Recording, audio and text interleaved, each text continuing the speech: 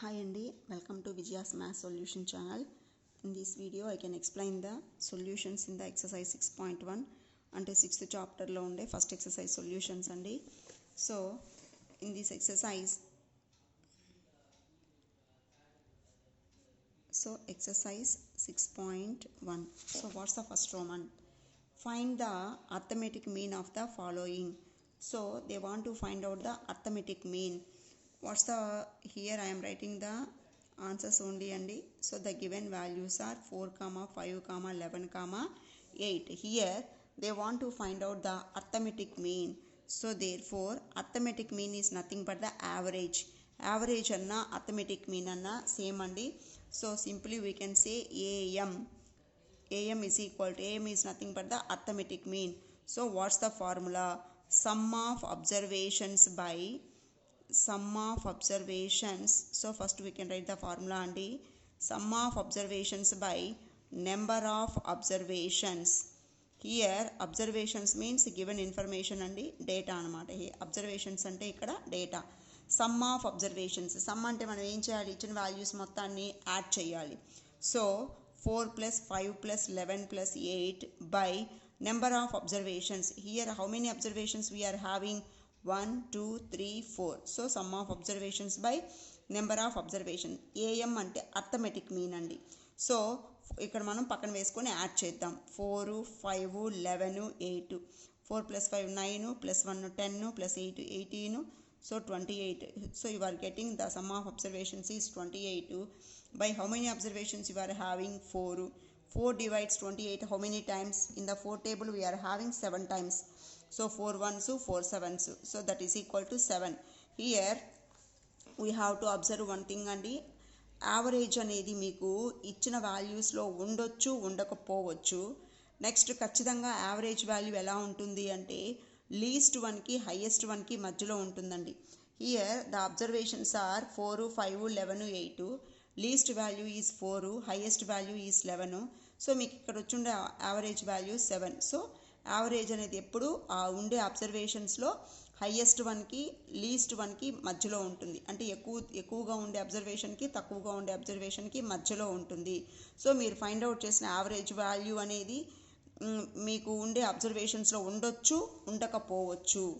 So second one 10, 15, 21, 12, 17. Here also the same andi. Therefore arithmetic mean is equal to, we can write the formula, sum of observations by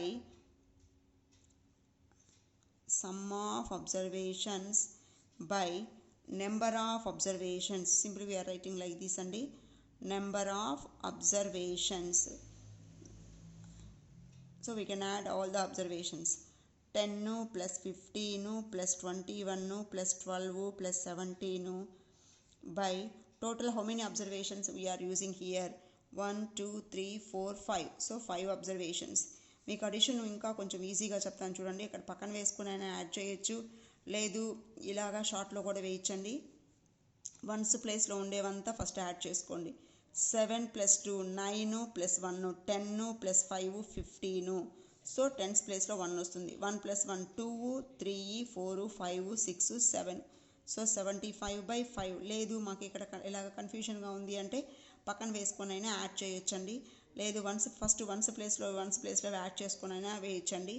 లేదు మీకు ఇలాగా పక్కన వేసుకొని అయినా సరే add చేయొచ్చు. 7 plus 5 12 plus 1 13 14 15.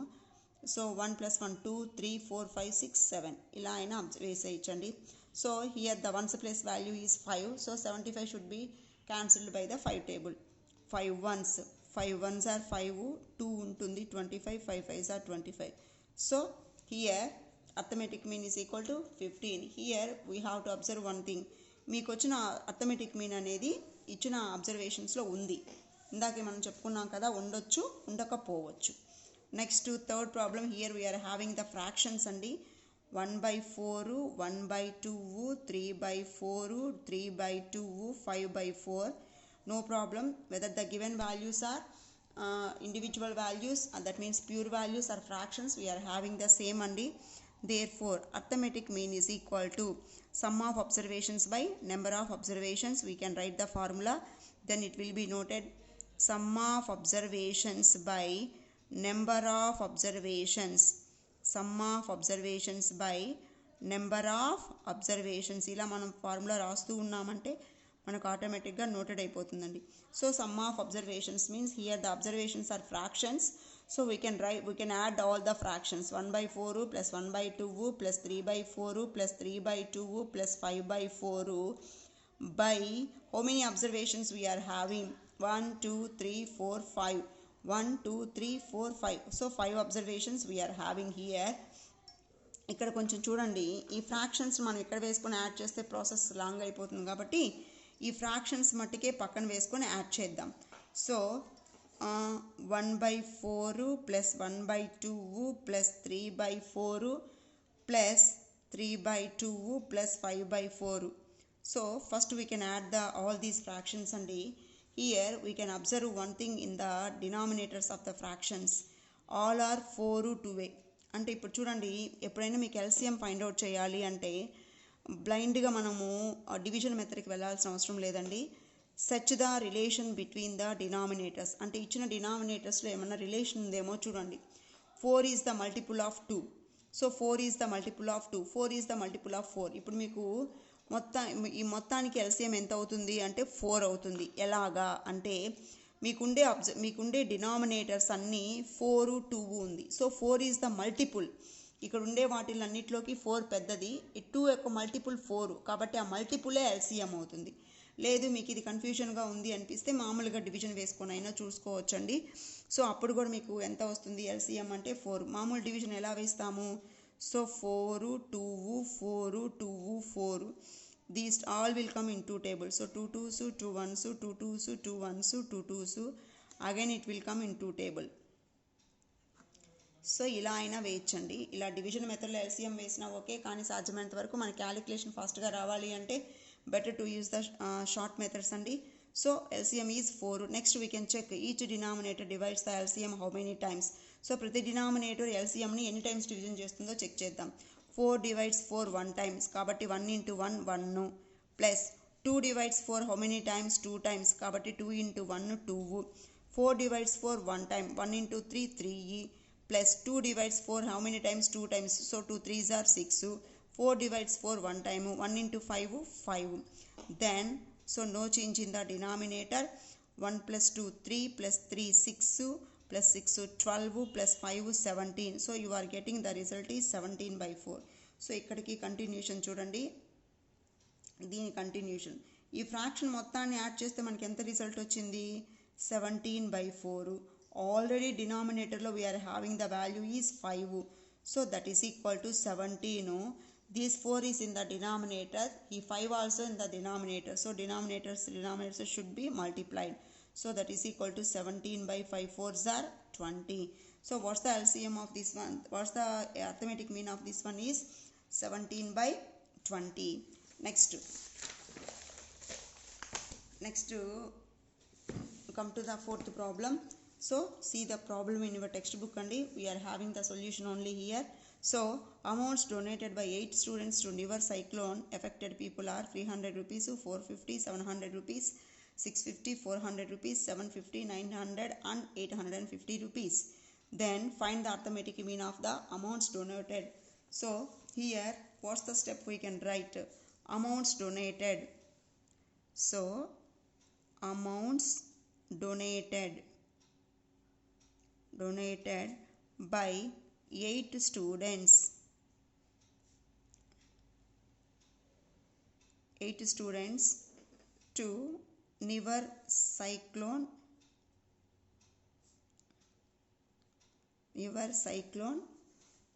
affected people.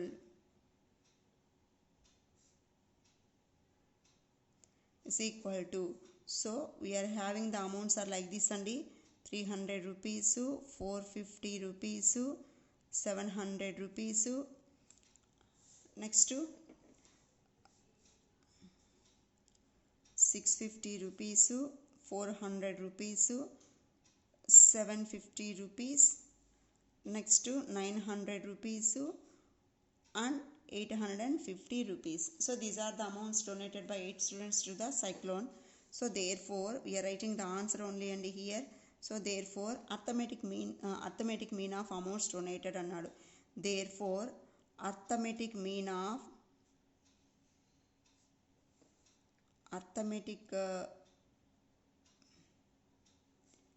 mean of amounts donated is equal to same formula only, sum of observations by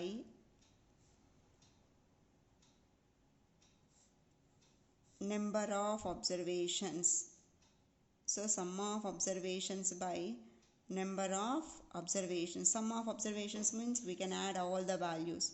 So that is 300 rupees plus 450 rupees plus 700 rupees plus 650 rupees plus 400 rupees plus 750 rupees. 1 2 3 4 5 6 750 plus 900 rupees plus 850 rupees by how many observations we are having here they given, that is 8. So we have to add all these values and ఈ values అన్నిటిని మనం పక్కన వేసుకొని add చేద్దాం.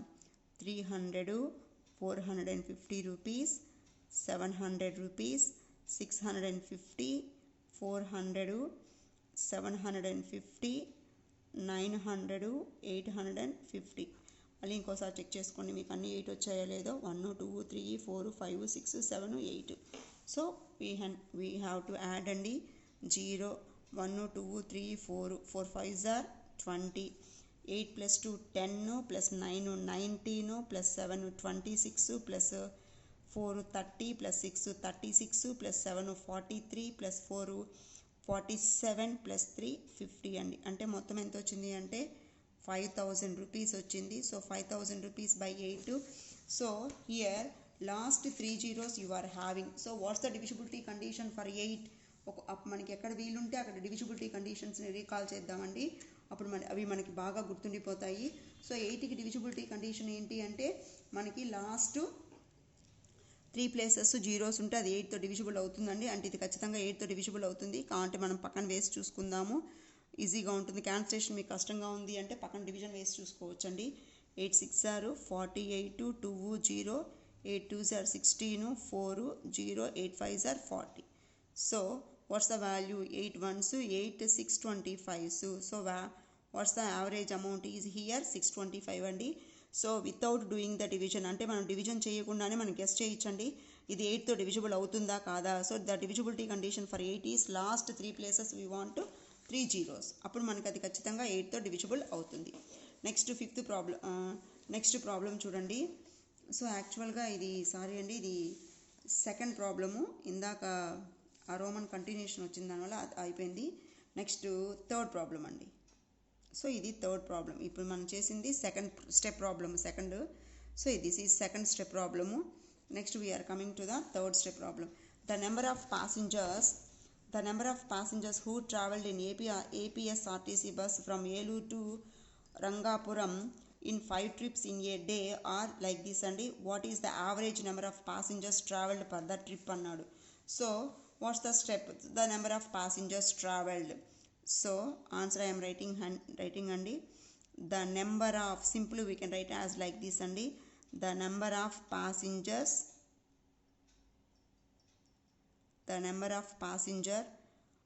who travelled in the bus, otherwise the number of passengers travelled.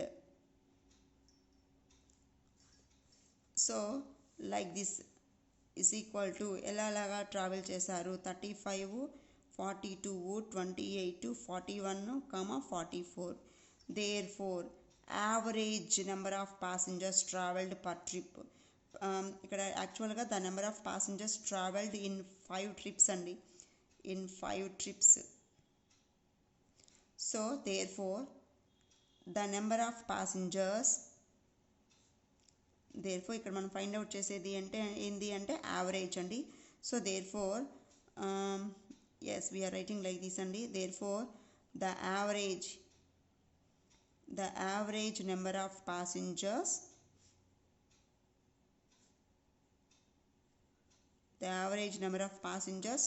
travelled per trip అంటే ఒక ట్రిప్కి ఎంతమంది ట్రావెల్ చేశారో, ఒక ట్రిప్కి అంటే యావరేజ్ మీద అనమాట. ఇవి 5 ట్రిప్స్లో కదండి. సో యావరేజ్ ఉన్నప్పుడు సేమ్ అండి, sum of observations by number of observations. We are writing the formula. So sum of observations by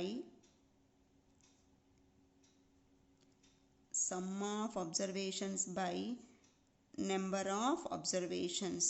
so these are the formula అండి. సో మన ప్రతి ప్రాబ్లమ్కి ఇలా ఫార్ములా రాసిన దానివల్ల అది మనకు బాగా ఫిక్స్ అయిపోతుంది. So sum of observations. So some means addition. 35 plus 42 plus 28 plus 41 plus 44 by how many observations we are having. వాళ్ళు ఇచ్చేసారండి 5 trips. Next how we add. ఇందాక చెప్పాను కదండి, వన్స్ ప్లేస్ వాల్యూస్ అంతా యాడ్ చేసుకోండి. లేదు మాకు ఇది కష్టంగా ఉంది అంటే పక్కన వేసుకోవచ్చండి. 4 + 1 5 + 8 13 + 2 15 + 5 20 అంటే 2 + 4 6 10 12 16 + 3 19. సో 190/5. సో 5తో 190ని క్యాన్సిలేషన్ చేయండి. 5 1s 5 3s are 15. ఇంకెంత ఉంటుంది 4 అంటే 5 8s are 40. So what's the average number of students here travelled per trip అండి? హౌ మెనీ ఏంటండి? So 38. Next come to the 4th problem అండి. It's a simple one. What's the arithmetic mean of factors of 24 అన్నాడు. So factors of 24కి we want to find out the average అండి. So first we can find the factors of the 24. So we can go for the method. So 1 into the same number. Next go for the 2 table. 2 divides 24 how many times? 12 times. So 2 12s. Next 8 టేబుల్లో చూడండి ఎక్కడ వస్తుంది అని. 3 8s are 24. Next 6 4s are 24. ఇంకా ఏమన్నా మనకి factors వస్తాయా అంటే 6 తర్వాత 7 టేబుల్ చూసుకోండి. 4 6 next 6 4s is nothing but 4 6s. So these are the factors. therefore factors. So we are writing the factors is equal to ఈ లైన్లో వెళ్ళండి. 1 2 3 6 4 8 12 24. వీటికి మనకి ఇప్పుడు యావరేజ్ కావాలి. therefore average is nothing but the arithmetic mean. Arithmetic mean అన్న average అన్న same అండి. therefore arithmetic mean of factors of 24. arithmetic mean of factors of 24 is equal to sum of observations by number of observations. Sum of observations. So here the observations means factors only by number of observations. Sum of observations by number of observations. Sum 1 plus 2 plus 3 plus 6 plus 4 plus 8 plus 12 plus 24.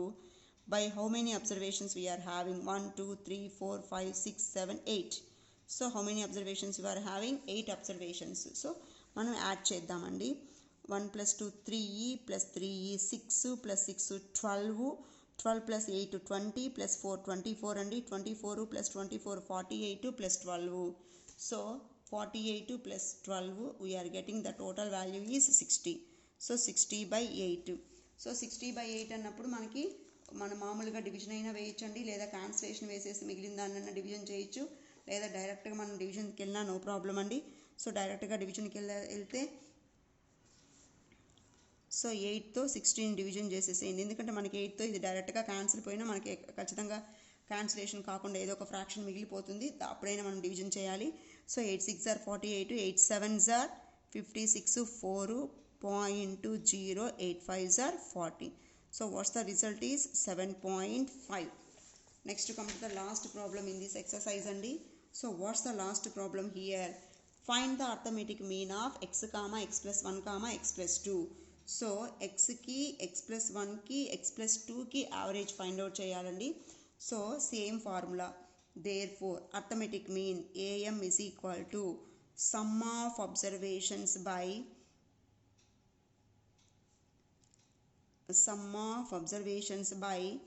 number of observations. Here the observations are in terms of x andi. So sum of observations. So x oka observation plus x plus 1 oka observation plus x plus 2 is the answer. Observation by how many observations you are having? 1 2 3. So by 3. Add చేద్దాం. X plus X plus X 3xs plus 1 plus 2 3e by 3. From both we can take 3 as common. The remaining is ఇక్కడ x plus 3 common వెళ్ళిపోయింది, ఏమీ లేదు అంటే 1 by 3. So 3 get cancelled. The result is equal to x plus 1. So what's the arithmetic mean is here x plus 1 అండి. So ఇంకా మీకు ఈ channel నచ్చింది అంటే సబ్స్క్రైబ్ చేసుకోండి. అప్పుడు మీకు ఏ వీడియో పెట్టినా మీకు తెలుస్తుందండి. ఒకవేళ మీకు ఏదైనా డౌట్ ఉంటే కామెంట్ రూపంలో చెప్పండి. Thank you very much of watching of this video అండి.